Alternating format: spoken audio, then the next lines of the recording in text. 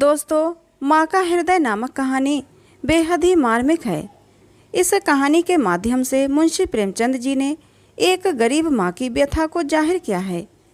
गरीबी के उस हाल में जब उसके पास 2 जून की रोटी भी न होती थी, उसने अपने बच्चों को कैसे पाला होगा, इसी विचार के साथ मुंशी जी अपनी कहानी की शुरुआत को बेहद ही मार्मिक शब्दों से शुरू करते हैं। कहानी का मुख्य पात्र माधवी है, जिसने निर्धन होते हुए भी अपने बच्चों की परवरिश में कोई कमी न रहने दी। बहुत ही मर्मस्पर्शी कहानी है। कहानी को पूरा आखिर तक जरूर सुनना। कहानी पसंद आए तो प्लीज़ इसे एक लाइक और चैनल को सब्सक्राइब जरूर कर लेना, जिससे कि ऐसी मनोहर कहानियाँ आप लोगों को मिलती रहें। चलिए बढ़ते हैं कहानी की तरफ। माधवी की आंखों में सारा संसार अंधेरा हो रहा था। कोई अपना मददगार दिखाई न देता था, कहीं आशा की झलक न थी। उस निर्धन घर में वो अकेली पड़ी रोती थी और कोई आंसू पोंछने वाला न था। उसके पति को मरे हुए 22 बरस हो गए थे। घर में कोई संपत्ति न थी। उसने न जाने किन तकलीफ़ों से अपने बच्चे को पाल पोस कर बड़ा किया था। वही जवान बेटा आज उसकी गोद से छीन लिया गया था। और छीनने वाले कौन थे? अगर मृत्यु ने छीना होता तो वो सब्र कर लेती। मौत से किसी को द्वेष नहीं होता, मगर स्वार्थियों के हाथों ये अत्याचार असहाय हो रहा था। इस घोर संताप की दशा में उसका जी रह रहकर इतना विफल हो जाता कि इसी समय चलूं और उस अत्याचारी से इसका बदला लूं, जिसने उस पर निष्ठुर आघात किया है। मारूं या मर जाऊं, दोनों ही में संतोष हो जाएगा। कितना सुंदर, कितना होनहार बालक था।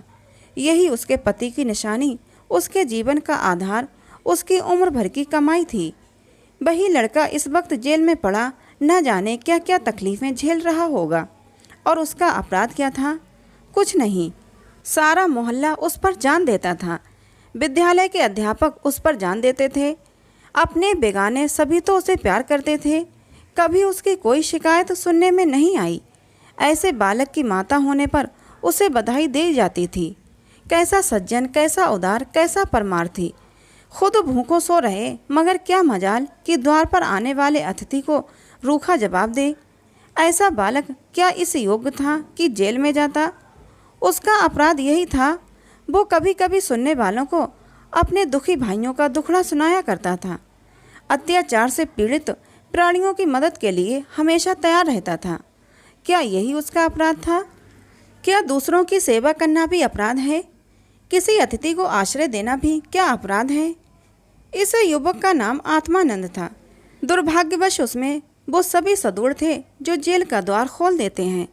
वो निर्भीक था, स्पष्टवादी था, साहसी था, स्वदेश प्रेमी था, निस्वार्थ था, कर्तव्यपरायण था।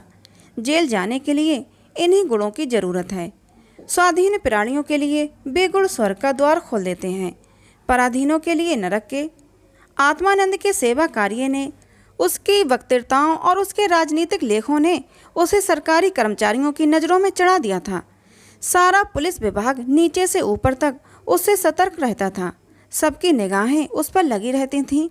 आखिर जिले में एक भयंकर डाके ने उन्हें इच्छित अवसर प्रदान कर दिया। आत्मानंद के घर की तलाशी हुई।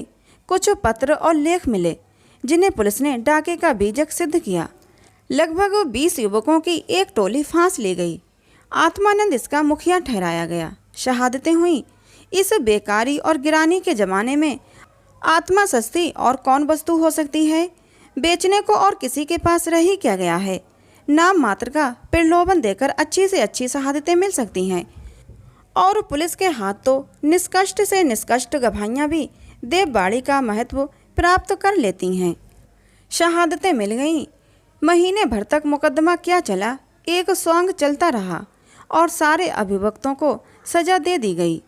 आत्मानंद को सबसे कठोर दंड मिला, 8 बरस का कठिन कारावास।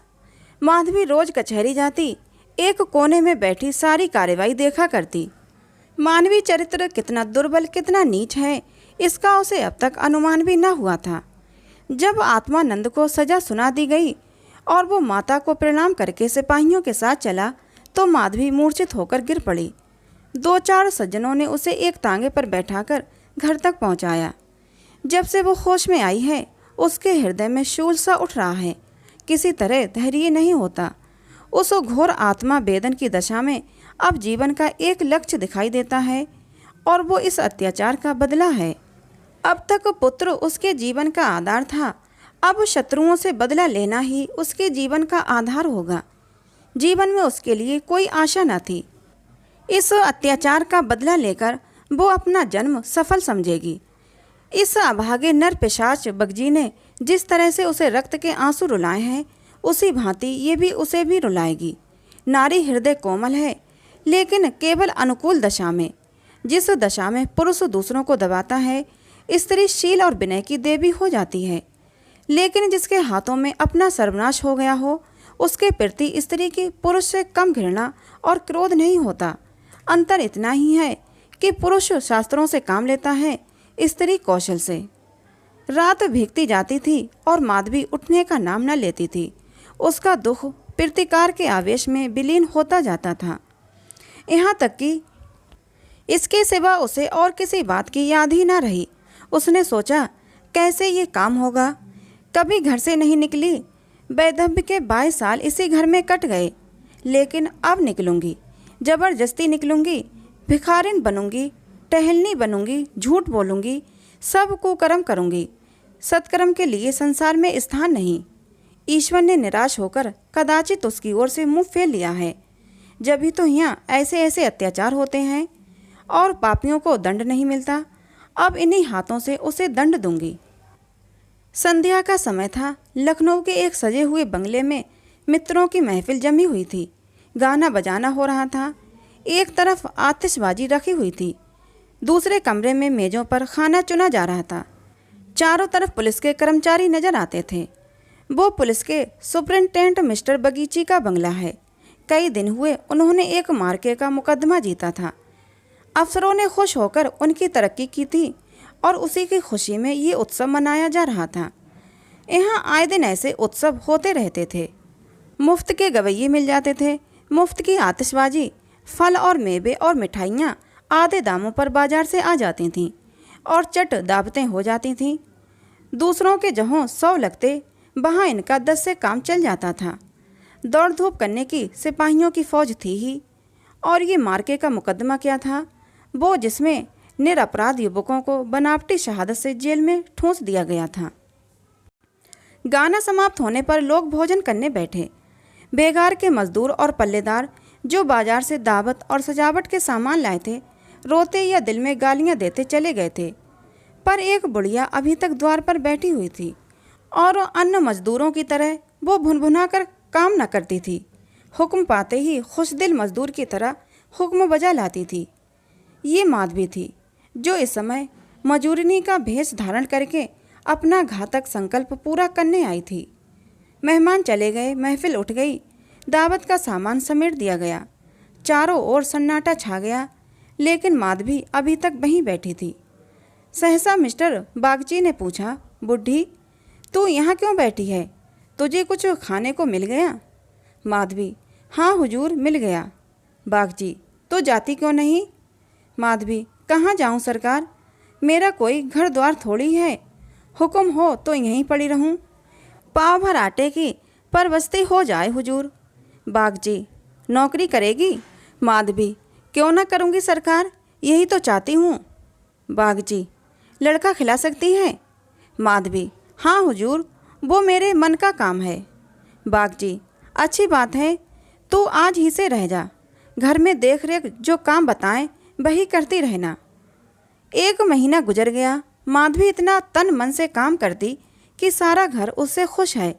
बहू जी का मिजाज बहुत ही चिड़चिड़ा है। वो दिन भर खाट पर पड़ी रहती है और बात बात पर नौकरों पर झल्लाया करती है, लेकिन माधवी उनकी घुड़कियों को भी सहर से सह लेती है। अब तक मुश्किल से कोई 2.5-1 सप्ताह से अधिक ठहरी थी। माधवी का कलेजा है कि जली कटी सुनकर भी मुख पर मैल नहीं आने देती। मिस्टर बागची के कई लड़के हो चुके थे, पर यही सबसे छोटा बच्चा बच रहा था। बच्चे पैदा तो हष्ट पुष्ट होते, किंतु जन्म लेते ही उन्हें एक ना एक रोग लग जाता था और कोई 2-4 महीने, कोई साल भर जीकर चल देता था। माँ बाप दोनों इस शिशु पर प्राण देते थे। उसे जरा जुकाम भी हो तो दोनों विकल हो जाते थे। स्त्री पुरुष दोनों शिक्षित थे, पर बच्चे की रक्षा के लिए टोना टोटका, दुआता बीच, जंतर मंतर, एक से भी उन्हें इनकार न था। माधवी से ये बालक इतना हिल गया था कि एक क्षण के लिए भी उसकी गोद से न उतरता था। वो कहीं एक क्षण के लिए चली जाती तो रो रो कर पूरी दुनिया सिर पर उठा लेता।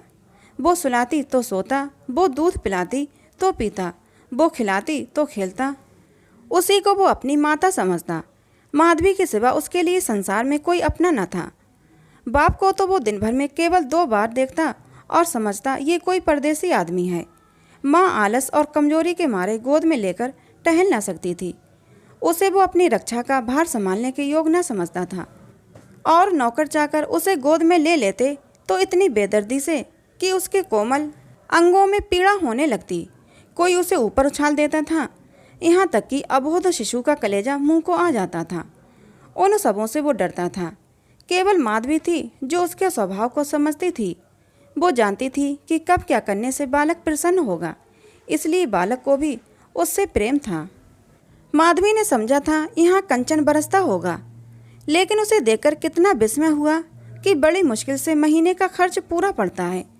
नौकरों से एक एक पैसे का हिसाब लिया जाता था और बहुधा आवश्यक वस्तुएं भी टाल दी जाती थीं।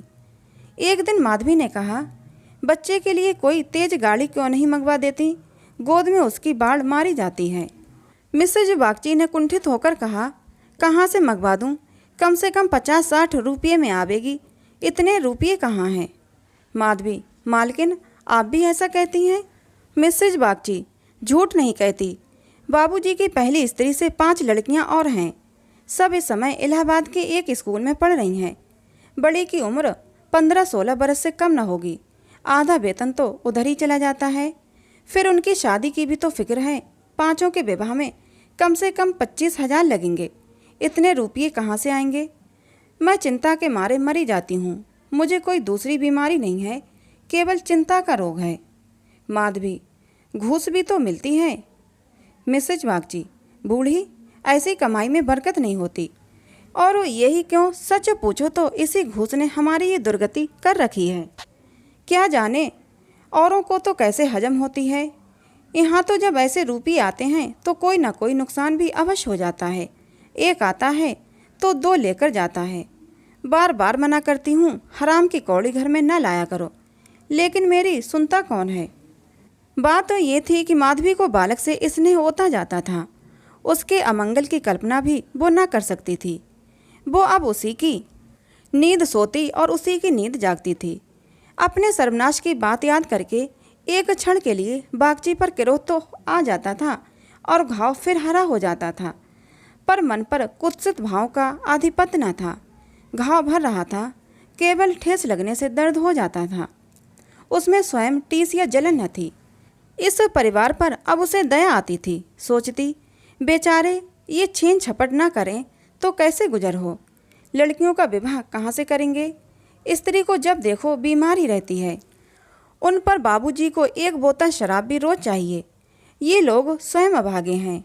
जिसके घर में 5-5 कुंवारी कन्याएं हों, बालक हो होकर मर जाते हैं। घर वाली बीमार रहती हो, स्वामी शराब का तली हो, उस पर तो यूं ही ईश्वर का कोप है। इसमें तो मैं अभागिन ही अच्छी। दुर्बल बालकों के लिए बरसात बुरी बला है। कभी खांसी है, कभी ज्वर, कभी दस्त। जब हवा में ही शीत भरी हो तो कोई कहाँ तक बचाए। माधवी एक दिन अपने घर चली गई थी। बच्चा रोने लगा तो माँ ने एक नौकर को दिया कि इसे बाहर बहला लाओ। नौकर ने बाहर ले जाकर हरी हरी घास पर बैठा दिया। पानी बरसकर निकल गया था।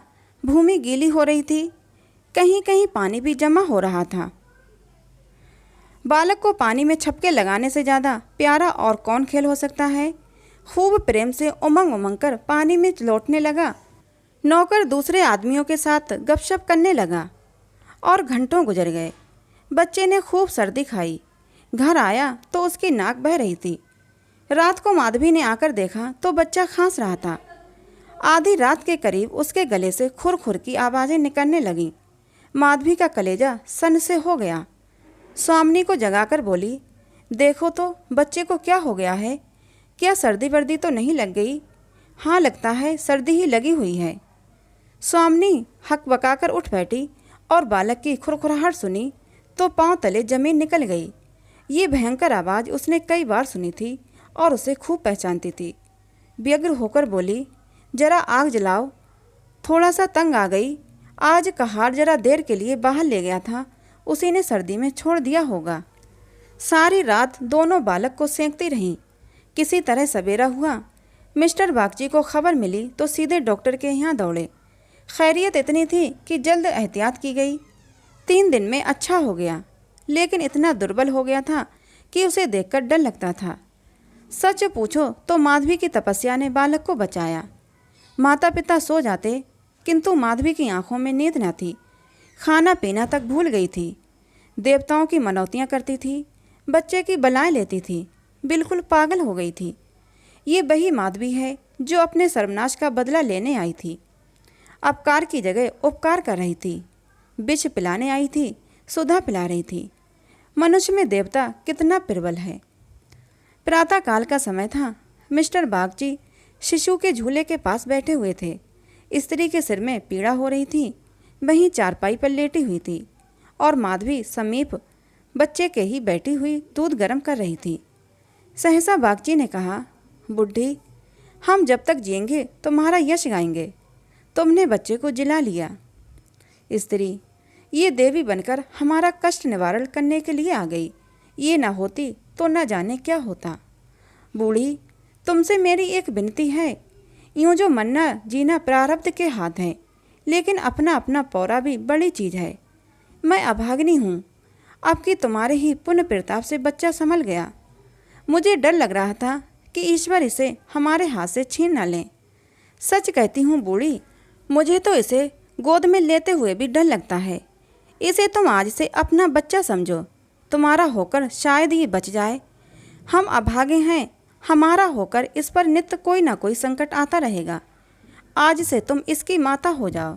तुम इसे अपने घर ले जाओ, जहाँ चाहे ले जाओ। तुम्हारी गोद में रहेगा तो मुझे कोई चिंता न रहेगी।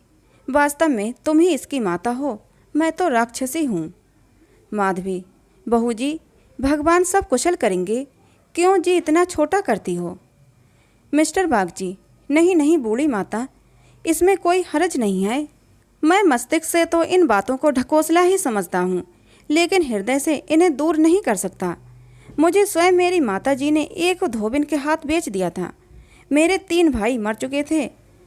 मैं जो बच गया तो माँ बाप ने समझा बेचने से ही इसकी जान बच जाएगी।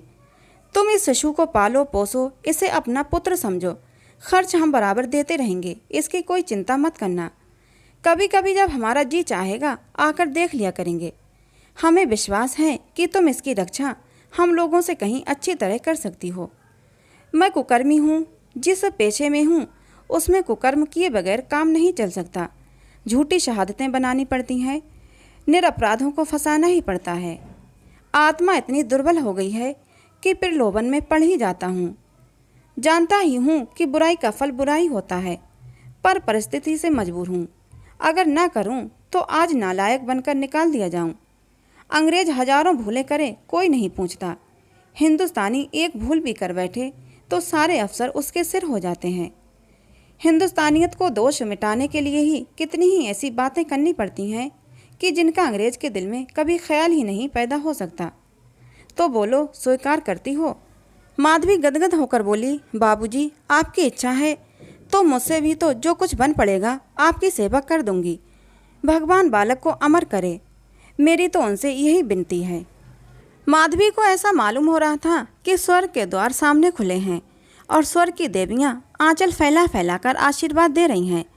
मानो उसके अंतःस्थल में प्रकाश की लहरें सी उठ रही हैं। इसने मैं सेवा में कितनी शांति होती है। बालक अभी तक चादर ओढ़े सो रहा था। माधवी ने दूध गर्म हो जाने पर उसे झूले पर से उठाया तो चिल्ला पड़ी। बालक की देह ठंडी हो गई थी और मुंह पर पीलापन आ गया था, जिसे देखकर कलेजा हिल जाता है।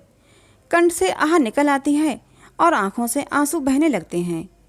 जिसने इसे एक बार देखा है फिर कभी नहीं भूल सकता।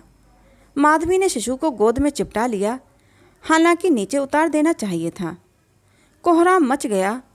माँ बच्चे को गले से लगाए रोती थी, पर उसे जमीन पर न सुलाती थी। क्या बातें हो रही थीं और क्या हो गया। मौत को धोखा देने में बड़ा आनंद आता है। वो उस वक्त कभी नहीं आती जब लोग उसकी राह देखते हैं।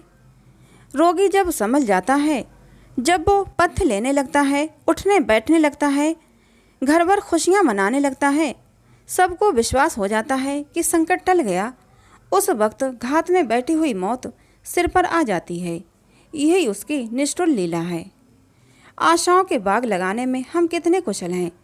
यहाँ हम रक्त के बीज बोकर सुधा के फल खाते हैं, अग्नि से पौधों को सींचकर शीतल छांव में बैठते हैं।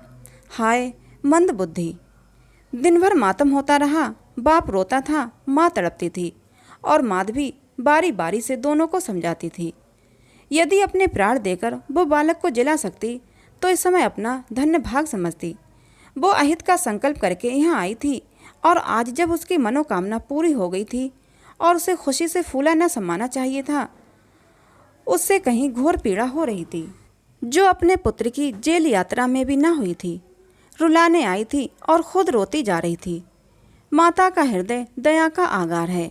उसे जलाओ तो उसमें दया की ही सुगंध निकलती है, पीसो तो दया का ही रस निकलता है। वो देवी है। विपत्ति की क्रूर लीलाएं भी उस स्वच्छंद निर्मल स्रोत को मलिन नहीं कर सकती। तो दोस्तों, ये कहानी थी मुंशी प्रेमचंद की, जिसका नाम था माता का हृदय। आप लोगों को ये कहानी कैसी लगी, प्लीज़ कमेंट बॉक्स में ज़रूर बताना। कहानी अच्छी लगी हो तो प्लीज़ इसे एक लाइक और हमारे चैनल को सब्सक्राइब जरूर कर लेना, जिससे कि ऐसी ही मनोहर कहानियाँ आप लोगों को मिलती रहें। मिलते हैं अगली किसी नई कहानी के साथ।